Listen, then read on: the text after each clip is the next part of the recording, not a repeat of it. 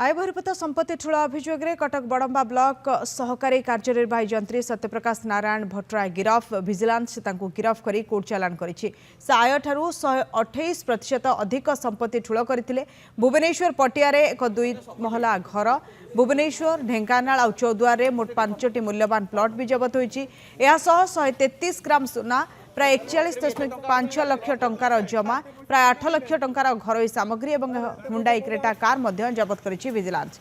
ए संपर्क में विजिलेंस पक्षरु अधिक तदंत जारी रही।